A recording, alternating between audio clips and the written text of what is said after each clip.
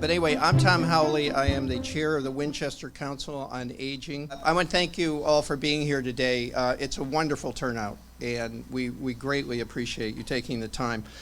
So I want to begin with a little housekeeping, okay? So I ask for your patience again. On your chair, you should find two surveys. One is asking you about programs and services that you think are or would be most beneficial at the Jenks.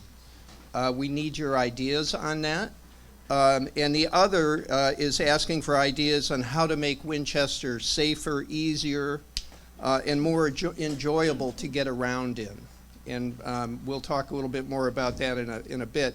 But you don't have to do that now. In fact, it might be better if you wait until we're going to take a 15-minute break after the first few speakers.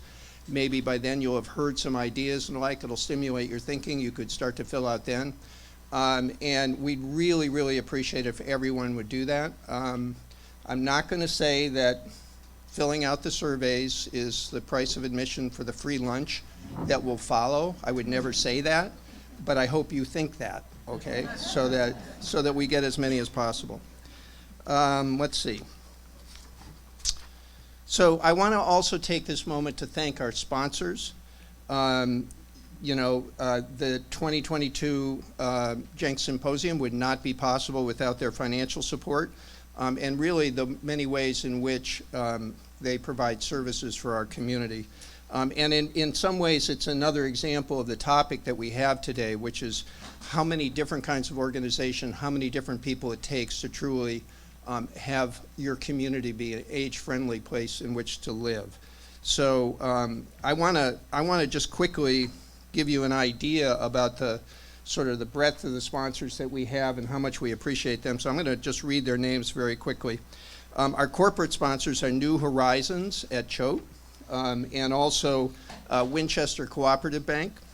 And then our list of sponsors, the rest of them includes Assisted Hands, Boston Physical Therapy and Wellness, Edward Jones, Comfort Keepers, Assisted Living Locators, Immaculate Home Care Services, ANCA, Emerald Home Care, also known as Home Instead, Encompass Health, Heart to Home, The Gables, Meals on Wheels, Medford Visiting Nurses Association, Minuteman Services, People Fit, Salter Healthcare, Stonehenge at Burlington, Spano and DeWicki LLC, Visiting Nurse and Community Care, Winchester Hospital, Winchester Savings Bank, and Winchester Place.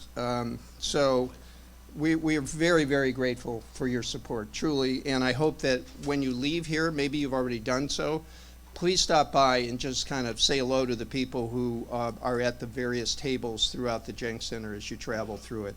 And engage them, learn a little bit more about what they do and what they might do for you or others, for that matter. And then finally, I want to talk to you about the part that is important for you to play today.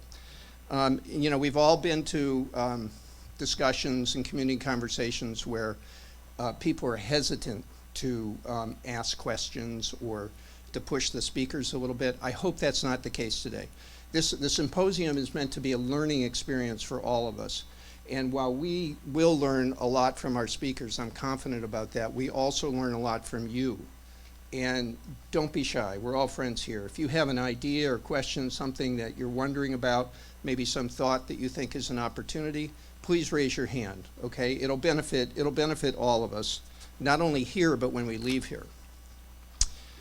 So let's begin with the 2022 Jenks Center Symposium. The Symposium, as many of you know, is an annual event of long standing at the Jenks, interrupted the past 2 years by the pandemic.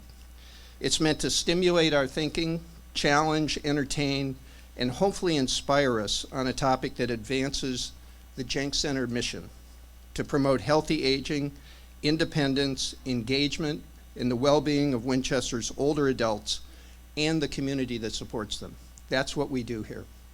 As we explore this year's topic, Aging Well in Age-Friendly Winchester, it's important for you to know that in 2019, the AARP designated Winchester as an age-friendly community, a community where people of all ages are valued and live happy, healthy, and engaged lives.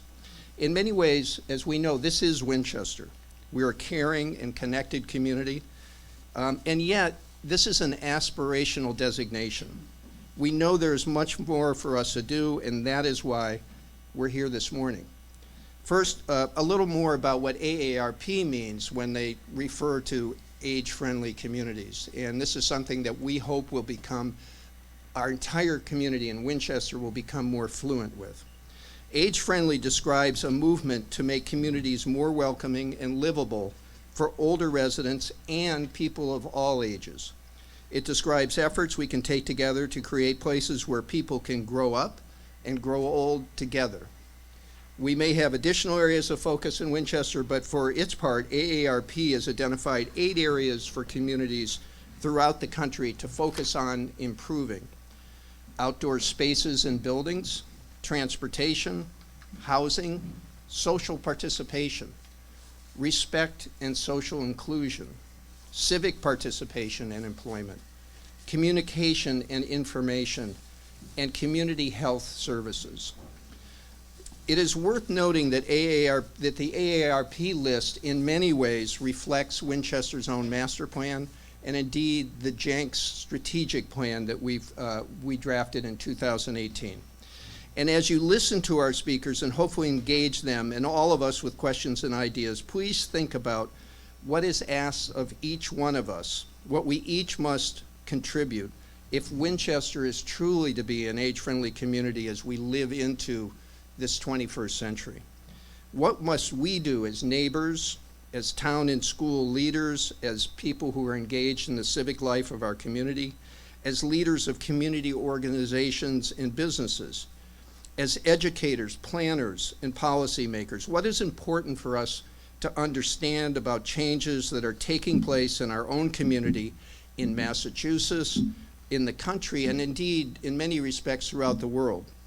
What existing programs need to be strengthened? What programs need to be set aside? What new services invested to meet the 21st century as it presents itself? And as important as any of the things I have mentioned, what values must we affirm in our public discourse? What meaningful intergenerational interactions must we intentionally foster and be a part of to strengthen Winchester as we have been as a caring and connected community for people of all ages and abilities? Hopefully what we hear and the conversation we engage each other in today will stimulate our thinking and our collaborative actions. Finally, for a little more immediate context, you should know that the Jenks Center is about to embark on updating its now 4-year-old strategic plan, an updating that in many respects has been accelerated by the changes, insights, and innovations that necessarily came out of our experience with COVID. This symposium and your participation in it in some ways is a step in re-engaging our community, our initial step in re-engaging our community in the effort to strengthen Winchester as an age-friendly community. And once again, we're all just very grateful that you're here to be a part of it. Okay, so now what you really came here for, which is not me, but them. During our program, we will hear from 2 speakers with expertise in economics, public policy, labor market outcomes for older workers, and the structure, services, and innovations of senior centers throughout Massachusetts. And integrated into those discussions will be presentation by local officials to help us better understand the role, services, and programs of the town and the Jenks Center, and the ways in which our master plan can help guide and strengthen Winchester as an age-friendly community. So we've heard about the focus and the services and kind of the going forward strategy that the town has with regards to creating and strengthening a community that's truly age-friendly for people of all ages, right? And we heard about the services and the programs at the Jenks, what we offer.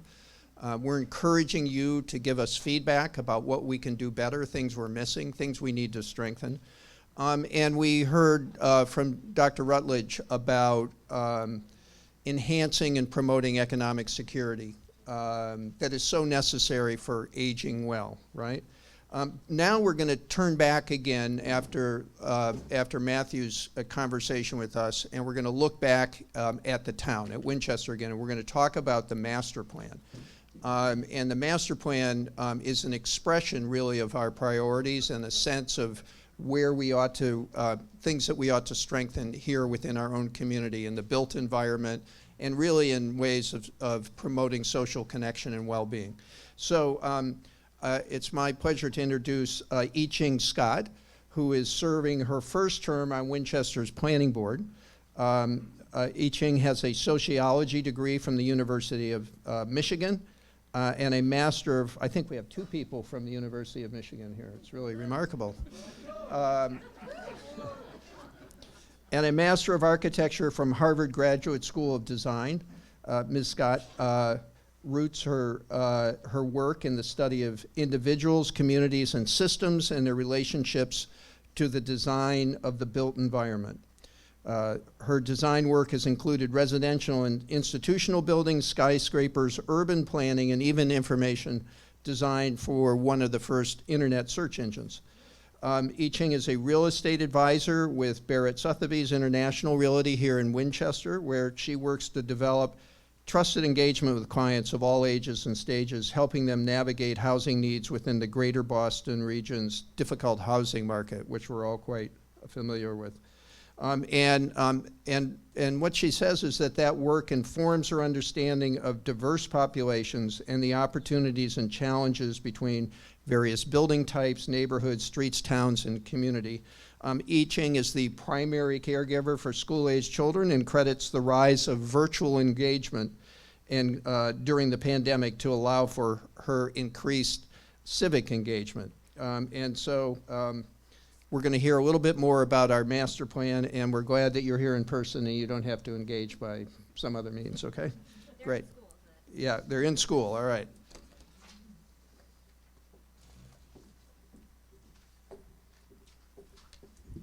How's this? Yeah? Good. Great. Thank you so much for the intro, Tom, and thank you all for coming. Some of you might have attended the midnight town meeting, so I thank you for being here. It's such an honor to be at the Jenks, and I thank also Phil and Tom for inviting me. And it's a privilege to talk about aging well in Winchester and how the planning board is engaged in this pursuit. I also want to thank our guests here for bringing their incredible knowledge and research to our community. Technically, for my bio, I'm a politician and a real estate agent, so you can totally trust me. I know they're the most trusted, respected occupations in America, so please, I understand if you hold some skepticism. But I also want to tell you that I'm a sociologist, an architect, a mom to young children, and a daughter of aging parents.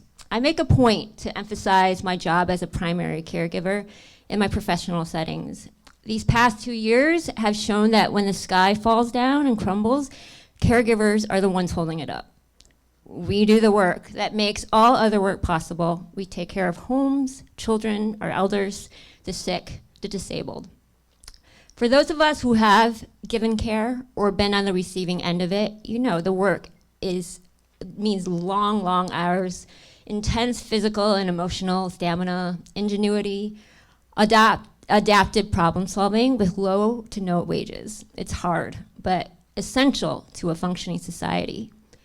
And I emphasize caregiving because an age-friendly community is a caring community. We are the ones who know which streets are safe and which to avoid. We know which sidewalks are cracked, which have curb cuts for that wheelchair or stroller. We know where the benches are located so that we can break up a long walk. We know how long the bus takes to get here. We know how expensive it is to house our parents or disabled adult child. So we notice the literal and figural cracks, and we are the ones who need to be at the center of creating a more caring world. So too often we design, legislate, reward, and celebrate those at the center of a cranking economy and paid labor force. Those at the margins of capitalism are hidden and ignored. But an age-friendly community, however, centers, dignifies, and honors those who need the most care and trusts those who understand this. It uses the lens of care to make decisions. So, mentioned a couple of times now, Winchester was designated an age-friendly community by the AARP in 2019. This is due in large part to the advocacy of the Jenks, so thank you so much. Membership does not mean that the town is currently age-friendly. What membership does is publicly commit the leadership to make a great place to live for people of all ages and abilities. Here we see the 8 domains of livability from the AARP, so I'll read them out a little bit. Housing, outdoor spaces, transit, social engagement, services, respect, social inclusion. Next. Here we have Winchester's master plan. In 2020, Winchester adopted this, and it's no coincidence that the timing and the images and ideas mirror one another. People who worked on the master plan also consider the age designation for AARP. So the conclusion we can draw here, so similarly, if you can see, read any of them, they're very, it's housing, transit, land use, services, economic development. An age-friendly community, one that offers friendlier streets, better parks, more housing options, easier transit, connections between people is not just good for the young and old, but better for us all. So I'm going to focus a lot of my talk on housing, transit, and the streets. We know too well how difficult housing is. Winchester has some of the highest housing costs in the Boston region, and Boston region is, one of the highest in the world, so that's saying a lot. Winchester has 6.3 square miles of land. We are not making any more land, but we need more housing, and different types of it. I found this great graphic. I'm a graphic lover here. This is a graphic of housing types, different housing types, and their relationship to land use and the number of people served. So on the left, you see a single-family home taking up about 5,000 square feet of land, serving about 1 to 4 people. And going right, you'll see increased density with decreasing land use. It's not that that's the footprint of the housing, it's that the land use is decreasing and the number of people that it serves. So we have single family to row houses, sixplexes to 5-story apartment buildings that serve 12 to 48 people, with each unit taking about 400 square feet of land versus 5,000. And this was from the internet, so it's not Winchester specific. Our minimum lot size here is 6,500 square feet. So it's bigger than that. And in some districts, it's 10,000 square feet. Minimum lot size. So you can't build anything on less than 10,000 square feet. And then there are 20,000 square foot minimum lot sizes in many parts of town as well. So from the question of why are my neighbors, tearing this down, selling it, and then developers are building up a mansion, it's because we zone our town in a way that only allows for this kind of building. So developers trying to make money, they will build it up as much as possible to the setbacks. So this is the predominant housing type for decades, if not centuries now here in Winchester. And to counter that, because of necessity and because by law, we are building a lot of these, right? The 5-story apartment buildings. And this has been the recent development recently, so that we can increase our subsidized housing index, which is very important for us in order to avoid some hostile Florida Bs, but also because we need them. We just really need more affordable housing, and housing that are smaller than big mansions. So here is the town again, and I want to show you the 6 projects that are going on that are large developments. The 2 under construction are going to bring about 243 units within the next year or year and a half, which is significant. We haven't built that much in a long time. There are 40 Bs, one across from Whole Foods. The Cambridge Street one near the Woburn line, and that will bring 147 units. And then the largest one is on River Street and north side, bringing 147. That's huge number that are going to be coming and available for occupation next year or so. So under review are 4 projects that are closer to town, which makes it a little bit easier for people to walk to their services and interactions and things like that. The 2 ones in the green, I think the town is looking at transit options and perhaps a shuttle service to bring folks who are living there closer to town. The Cambridge Street one is on one of the main MBTA bus lines, but the other, River Street, is a little bit more isolated. So in thinking about how to bring those residents in and to access different things that the town already has infrastructure is a good thing. So the 4 are either under review in pre-application mode or under appeal, and that's about 200 units also, and closer to town. And I will quickly go through some of them, or all of them actually, but just to tell you about the status and what's going on. So from the largest to the smallest, River Street, here you see an image of it under construction. If you drive by now, you'll see a lot more. It's really, really underway. It's a 40B, all rentals, 147. 25% of them are affordable to AMI, 80% or so. That is all rental, so it doesn't have any other services in it. The other one across from Whole Foods here, again, it's under construction. If you drive by, you'll see the big blue Tyvek on the housing, and so that will be also 25% affordable, 96 unit rental apartments in total. So some of these ones that Beth had mentioned too, with Washington Swanton had a big development yesterday where the town meeting authorized the sale of the land to Melanson Development.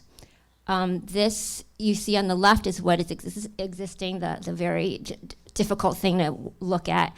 But now, hopefully, with all approval, it will be 60 rental units with 16% 16 affordable.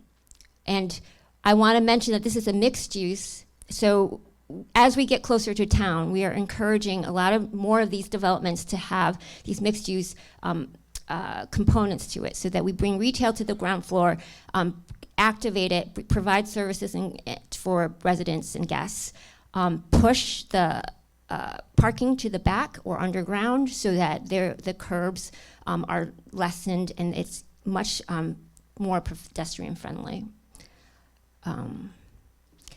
And you can't get any more transit friendly than this one, Waterfield lot. It's right across from the Winchester MBTA station. This is also a partnership with a developer with the town, Civico Land Development.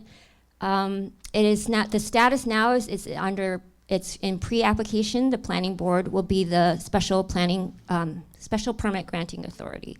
And they will have 60 rental units, 40 affordable, which is huge, really, really key to helping those who are really stressed out about it. The 2 private ones that I'm going to show you, the first one is 10 Converse Place.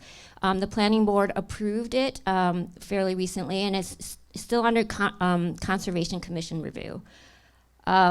So town meeting of several years ago approved for higher density of properties in the town center if they could provide mixed use, so some retail services, as well as a diversity of housing types. So we're encouraging developers to build, varied housing types, because we have enough single-family housing, we have enough 4-bedroom things. We need 3, 2, 1 studios even. So this one has artist studios at the ground floor, a retail on both ends, the Mount Vernon and the water side, and it provides a private-public park, in a really nicely landscaped area near the river along the bikeway. and parking is all underground, which is using some new technologies to just elevator it down. From the same developer is 654 Main Street, which is Fels Hardware. That is has been approved by the planning board but appealed, so it's sort of in standstill right now. Again, because it's so close to town, there's an encouragement of the active street front, some amenities within it, so that there's some cafe space, it's kind of more landscaped, so that it makes the walking experience much better, and it also allows for 36 condos, with 6 of them affordable. So back to our diagram here that I love. We have the single-family home, and we have the 5-story apartment. So what about the middle, right? That's the missing middle of the row houses, the sixplexes, the duplexes, things like that. The state is forcing us to do it. So this is a good thing, and there is a new law, MBTA Community Section 3A, which requires that communities that have these assets, right, these transit assets, to zone for a reasonable size, where multifamily is permitted as of right. It needs to be a minimum density of 15 units per acre. So on the right, you can see some of those things that might, housing types that might satisfy that. Located not more than half a mile from the station, and no age restrictions for and suitable for families with children. So we have been working on complying with the law, and I think the status is that we're pretty sure that we do already with our existing zoning, which is a great thing. Half a mile radius from the MBTA station, we have a lot of the business districts, and the GBD 1, GBD 2 are already being thought of even before this law to upzone and to allow for higher density. So a great thing about this is that the MBTA 3A law would allow us to access some funds to help us with the streetscapes and help us with planning some of these streets. And we've been thinking about this even beforehand on the North Main Street area. So if you guys aren't familiar, at the bottom right would be where Stop and Shop is. And to the end of the red part is Swanton, and from there, the orange part is from Swanton all the way to the Woober line on Main Street. So right now you can see in this image here on the right, the characteristic of that street is that, the buildings are sort of floating on the lot. There's not a really strong streetscape. There's very little landscaping. A lot of big curb cuts so that pedestrians don't feel very safe. There are very few crosswalks. Pretty tough to be down there as a pedestrian or non-driver. It's very car-centric. So we're working with these great consultants, urban designers, Form in Place, and they are encouraging us to look at what's called Complete Streets. Complete Streets tries to urge towns to look at streets and figure out ways to make it more usable for not just only drivers, but everybody else, bicyclists, transit users, and cafe, people. And so you can see the difference here between the two, our existing street and what we are hoping for, right? So with the MBTA 3A law, hopefully we can start to invest in our streets, looking at this characteristic on the right. The buildings are tight to the street level, so that there's interest when you walk down the street. You can stop by a store. You can go get a coffee. There are amenity zones so that you can have cafe seating. You can have bike racks. Of course, a really wide sidewalk so that people can easily go down it. Landscape buffer, and the cars and the parking are pushed to the back. Right? I think we would see success in this if we saw more people of all ages and all abilities using these streets. And right now we do not. So that's an aspirational thing, and I think we can get there. So people using all these things, doing all these activities rather than just seeing cars and drive, right? How exciting would that be? So we've talked about the single family, the 5-story, the middle housing. I have great news. Since Thursday, we have achieved a lot here for the home and ADU. So an ADU is an accessory dwelling unit. It's a very technical term, but it just means kind of like an in-law suite, a nanny flat, those kinds of things. And for those who have been in the conversation here, about ADUs, here are the different types. There's the interior, the attached, the detached, and I wanted to show you some of the more images to evoke the feeling of this. This is, a lot of planning terms, but what some of these things could be, right? An interior ADU could be a basement, an attic, even like a wing of a house or something like that. So in these images, this is, the upper floor of a lot of these pitched roof homes, and adapting them for use here with a kitchenette and bathroom on the right, and a bedroom and some living spaces becomes its own individual unit. And that before Thursday was not allowed in Winchester. Now it is. So for those of you who are looking for additional income or this or housing somebody who can't find housing here in Winchester, here is a great alternative, a viable one. An attached ADU is something that is already, is attached to the primary home. It could be a garage, it could be, an addition, whatever it is. But here is an example of a reuse of a 3-bay garage. Up there, you see the typical garage, but transformed, it can be a very, very lovely space with some imagination, right? And the detached ADU is a separate building from the primary unit. It could be a reuse of existing detached garages that we see often here in Winchester, or it could be a new construction. So something to build in a way that allows for aging in place, right? So many of our homes here are, have a lot of stairs. The doorways are narrow. It's difficult to navigate. The kitchens and the baths just don't, and it's really expensive to adapt these old homes to it. But with this option, you would be able to sort of build one to fit those sorts of adaptable needs. So the ADU bylaw was so interesting, and I think it's a really great way of talking about using that lens of care to get something done. We created an ADU working group about a year ago and centered on folks who are really strained by the housing crisis. So the people who are involved in Jenks and this Center on Aging, and folks with who are advocating for those with disabilities who have a really hard time accessing funds and services from the state because they just can't have an independent unit.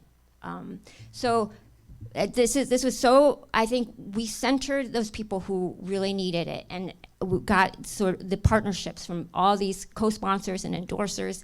And the town moderator said that this was probably the max number of co-sponsors and endorsers for any article she's ever seen. So this was really fantastic, and sort of getting consensus, listening hard to people who are really needing that help. So if you guys don't know what the law proposed, it was 1 ADU per single family or duplex. The owner or trust beneficiary must reside in either unit. At least one occupant in either unit must be 62 years of age or a disabled person, defined by MGL. So a maximum of 2 bedrooms, maximum of 900 square feet or less than half of the floor area of a primary dwelling, whichever is smaller. Confusing or not, I don't know. But it's gonna be tiny. So we put it to the town meeting, and there was a very active discussion, and we passed by a supermajority. We just needed a simple majority because it addressed some affordability in housing, but by overwhelming majority, we did it. So we have a new viable option for folks in Winchester. So, an age-friendly community has a lot of housing options. We have plenty of the single family. We're doing the 5-story apartment. We're working on the row houses, 6-plexes, and we now have the ADU. So I think we could do way better, right? But it's progress. And age-friendly community, increasing density around mass transit and some of the existing infrastructure that already here exists, encouraging good design that provides green spaces with the development, really addressing the street and pedestrian friendliness of the surrounding, and encouraging some mixed use, tighter streetscapes, and more attractive ways of being around other than being in a car. So, really, really happy that we're using this new lens, or not new, but I appreciate that we're putting it to the forefront of how to build an age-friendly community that's good for everyone. So I thank you for your time.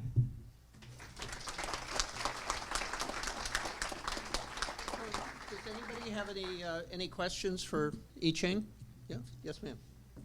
I think it's a lot. I feel like I want to live in Arlington. It's changing the whole town. Number two, how is it going to affect the schools? There's hundreds of children. We're going to have to build another school or two. Number three, what about all these little businesses you're going to put in? The ones in town hardly make it as it is.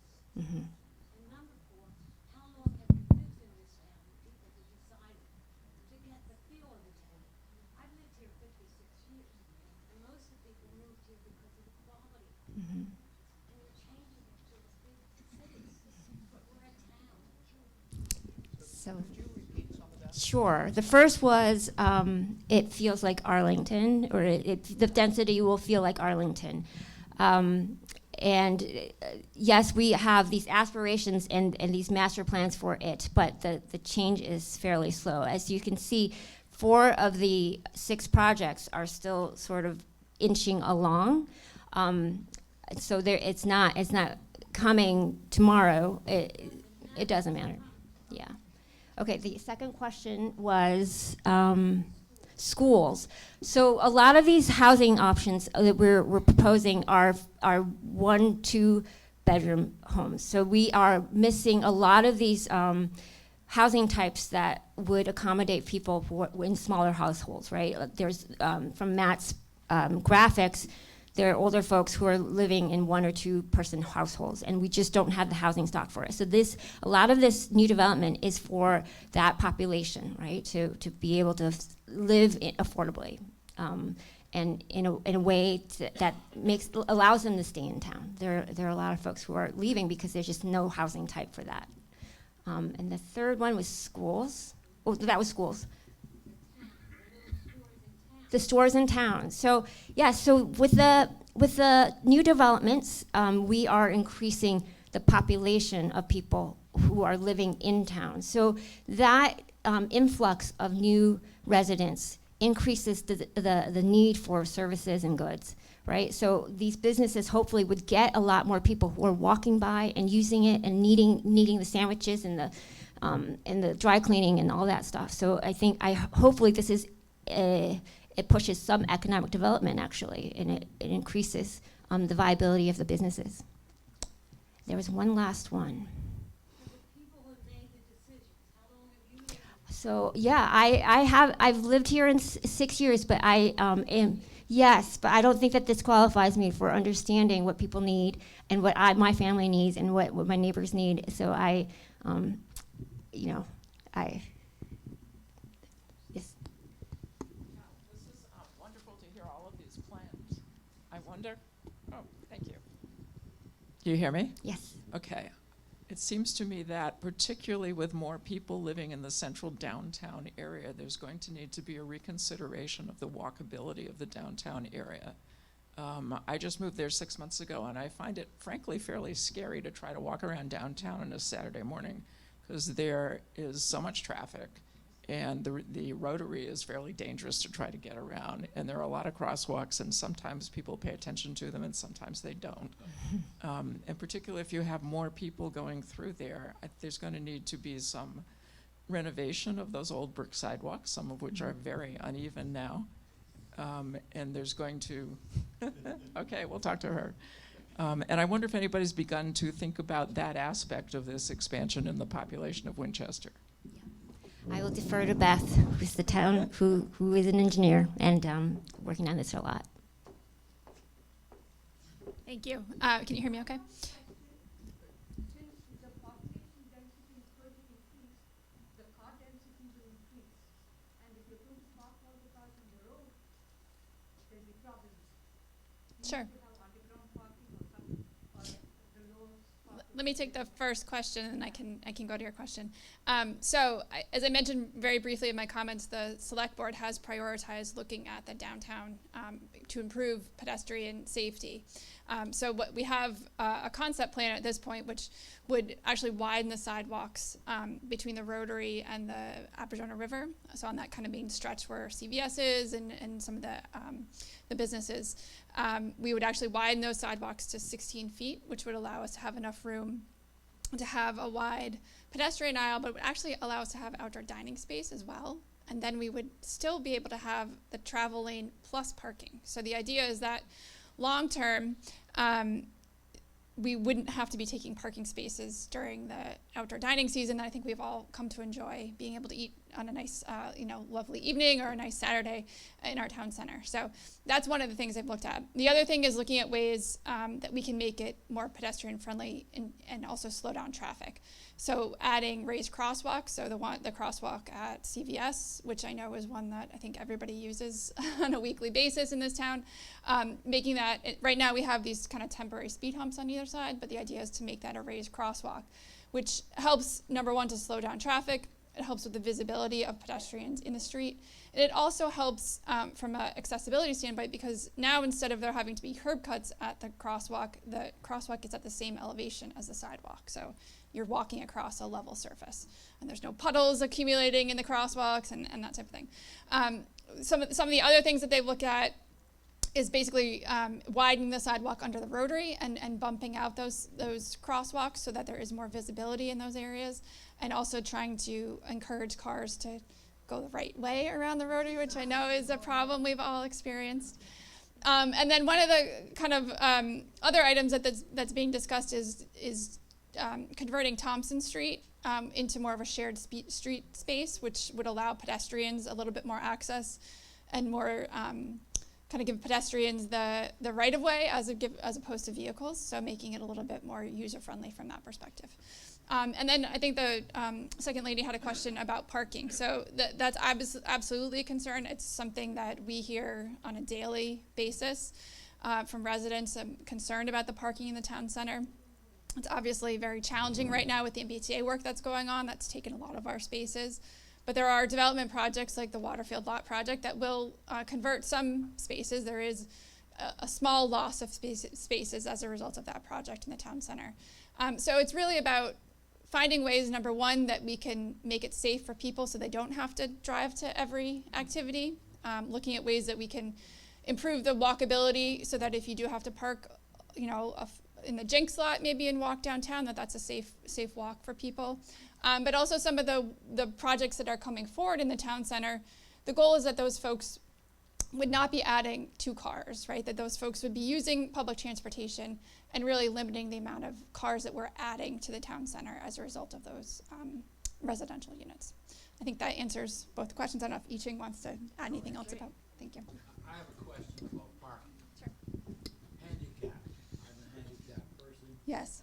I have to drive around. We have one spot downtown. Yes. Can you do anything about it? That is certainly something that we have discussed and something that I think bears more study in terms of where we can add additional handicap spaces, because it is certainly a concern that we have as well. Thank you. I have the mic. Can you hear me okay? Excuse my voice, but I think all of these future plans are really exciting, but I have a short-term suggestion, and that's snow removal in town center. I've lived here 32 years, and I don't know if it's left up to the business that fronts the sidewalk, but it is impossible and has been since I moved here. Little paths,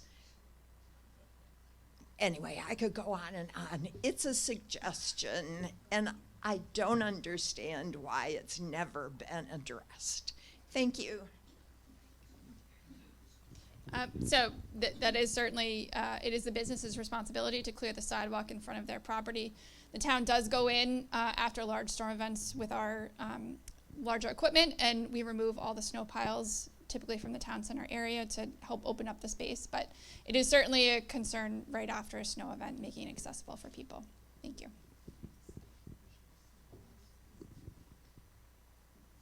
You're talking about affordable housing in new condos that are being built, new apartments that are being built.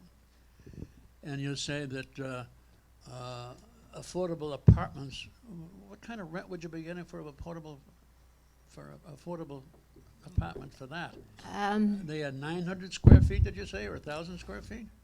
The 900 square feet is about accessory dwelling units. That was the term.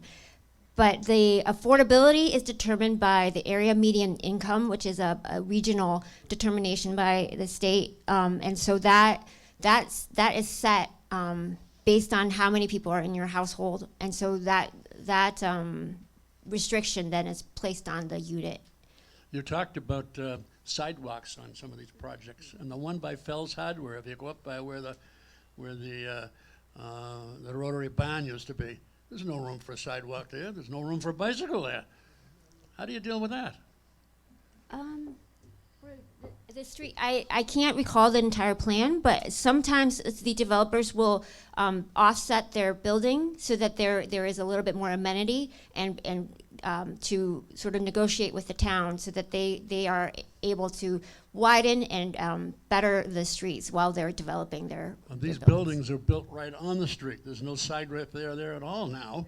currently. But so with these new developments, we require that they consider those sorts of things very rigorously, so that they are they provide some benefit to the town.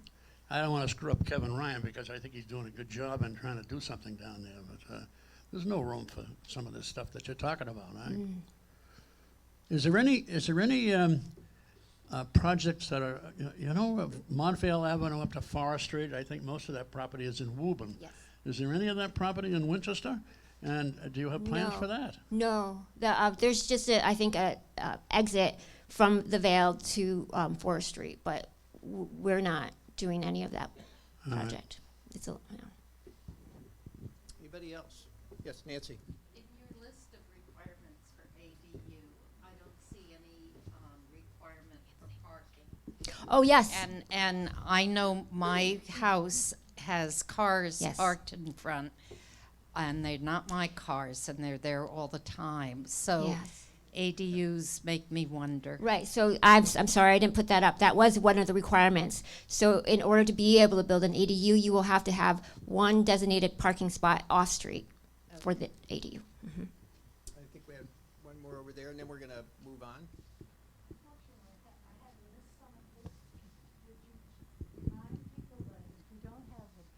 If we don't have, I don't know, a certain percentage of affordable housing, a developer can just come in and build it Right. without our, Right. I unfortunately missed some of your talk. Oh yes. Do people realize that developer, if we don't get the percentage up to what the state Right. requires, The developer- state requires that we have 10% subsidized housing index. Is that SHI, subsidized housing index? We are currently at about 4 inventory. Thank you. A couple years ago, we were at 1.9%. Now we're around 4 point something. And then with the new projects, Swanton, Washington, and Waterfield will be at about 6. So without being at 10, we are vulnerable to developers coming in and doing what is called a hostile 40B. So they can build as high and as dense as as the state allows, without going through some of the processes that we do for other developments here. So right now, currently, we are vulnerable to it. So yes, without that, we therefore we need to continue to work on getting to that point where that we are within safety, but also so that we can build enough for people who actually really need them. Okay. Thank you very much, Ching.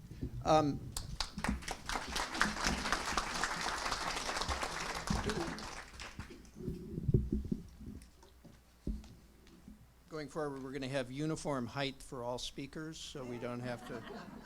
No. So, just a comment before we move on to our last speaker, and I really appreciate not only the presentation that I Ching gave us. Thank you, Betty. But also the work that's being done, work that has taken years and years and will take years more.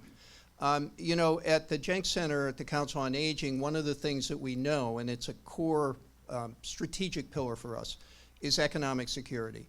And we know in this town, economic security for many people means the lack of affordability of housing and the pressure that that places on them, and ultimately even the isolation that can result as economic pressure mounts. So the things that we're talking about in terms of increasing housing that is more affordable is something that is very important. And it will result in some trade-offs for sure, as the only way to do that is to produce more housing, which will produce some more density.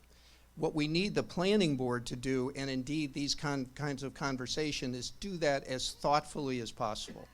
And I believe we are making progress on that. Anytime one of these issues comes up at town meeting is a matter of intense debate, as it should be. And that usually produces a much better outcome when we respectfully engage each other and share our ideas. I happen to live in the town center. I would say that the beeping reverse signal on trucks has become the soundtrack of my life. But it is what it is. It's kind of one of those kind of prices for some progress.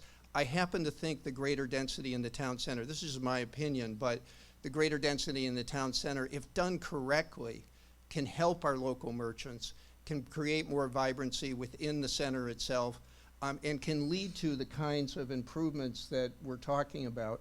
And another reason why you should fill out the survey, whatever you happen to think about widening sidewalks, I'm going to keep bringing that up, or anything else, gathering places. We need to communicate that to Beth and to the other folks who are working on these things for us. Last thing I would say about housing is that the Council on Aging was very active in supporting the work that was being done on the accessory dwelling unit bylaw. One of the concerns that you mentioned, which I understand, I mean, Nancy and I came here because schools, and we valued the housing and the character of the town, right? And also that it was close to Boston and it had this transportation link that it's like probably many of the people here, all of you, many of you probably for the same reasons, right? You hate to see that kind of thing change. So it has to be done thoughtfully.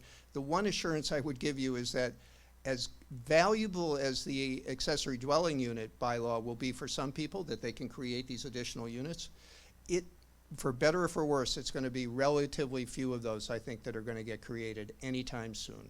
It is expensive to do, and it doesn't fit anywhere.